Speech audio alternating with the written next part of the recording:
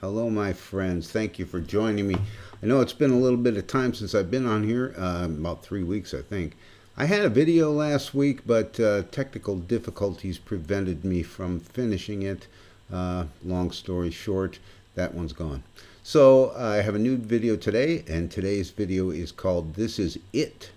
And this is a topic I wanted to talk about for some time because it really has to do with some of the myths that surround the word enlightenment and awakening and some of these other terms that we just throw around, but we don't realize that we're carrying sort of the background of what we believe those words to mean. So that and a few other topics, let's get on with it. My name is Paul, and this is Path of Ascension. So I don't know if it's true with you guys. It certainly has been true for me for many years.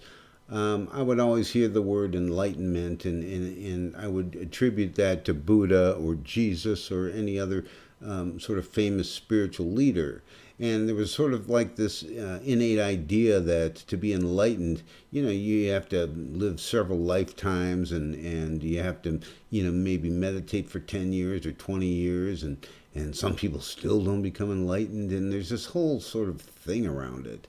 And, just as it is with any topic that has to do with your ego and has to do with, your self-image, that is also a product of the mind. And remember that all these ideas of, can or can't do things have all been generated from the past, and all been generated from things that you've read or people that have told you these things. And remember that we have to let go a lot of that stuff, because in order to take a step forward, you have to have an open mind, which means you can't drag all this preconditioned knowledge with you.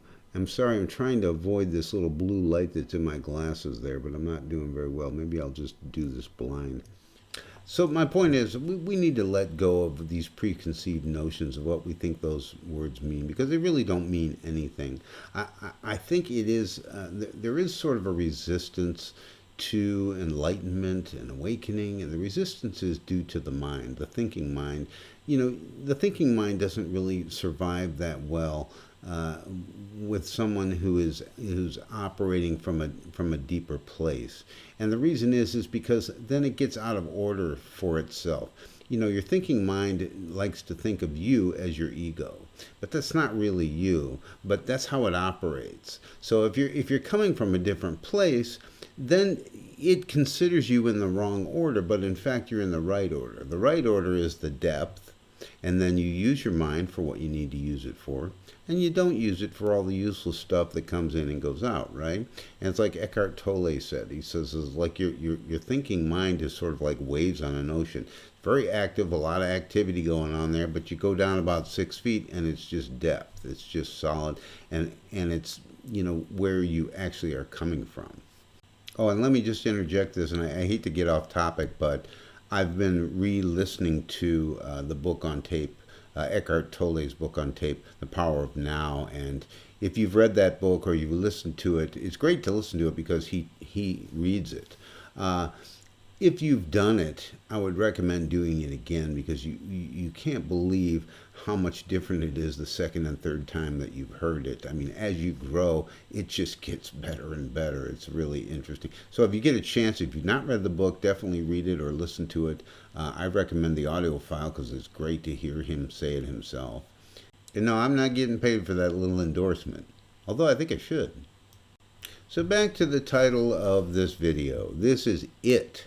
And when I say it, it's a capital IT, because if you spend your spiritual life going from one workshop to another meditation center, and then you're going to go to India and spend some time there, and then you're going to go see a guru somewhere. I mean, this is all great spiritual practice, but in fact, your enlightenment is already within you. You don't really need to go anywhere to find it. As a matter of fact, you can't really find it anywhere but inside you. And when you're talking about, when you mention the word enlightenment, what you're really talking about is operating from your true self. Now, what that means is It's already there. I'm already enlightened. And all I'm doing right now in my lifetime is trying to remove as many old veils as I can so I can experience it fully. And that, of course, that might take you some time, depending on how much stuff you're carrying around, but it's not an insurmountable thing. I mean, the fact that you know about it, I mean, you got a huge advantage there. And the fact that, if you give up your search, you will have an easier time of it. I remember listening to a story about some Zen monk that sat for 10 years or whatever it was, and he went to the Zen master and said, this is frustrating. I'm really getting nowhere. I can meditate for hours. I can do all these things, but I'm just not enlightened. And the master just said something to him pretty simple, like, who is it that's not enlightened?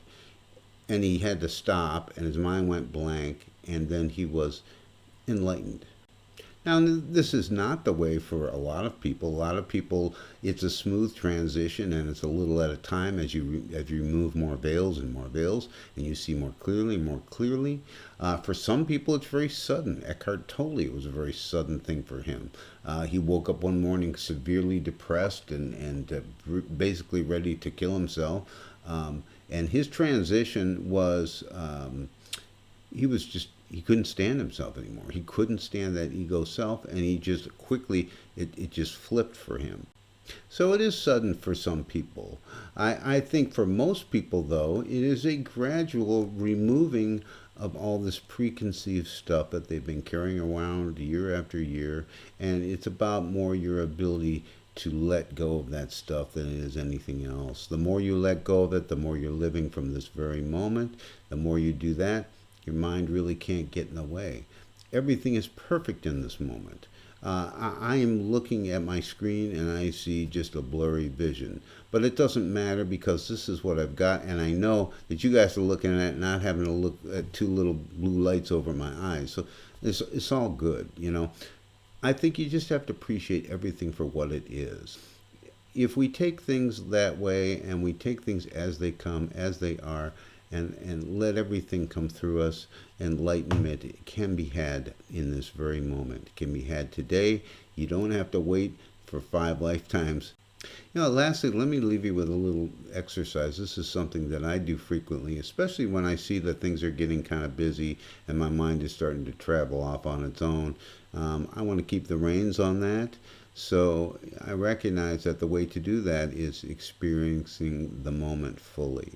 And how do we do that? Well, a good exercise for that is when you feel that and you feel things getting away from you a little bit, just stop. And you want to stop everything. Where are you right now in this very moment? So I'm going to be silent for a second and I'm going to experience it, and then I'm going to talk to you about what that moment is for me.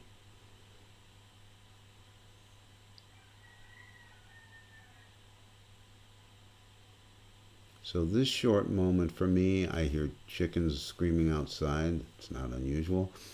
There's a candle burning over here. I can smell it and experience it.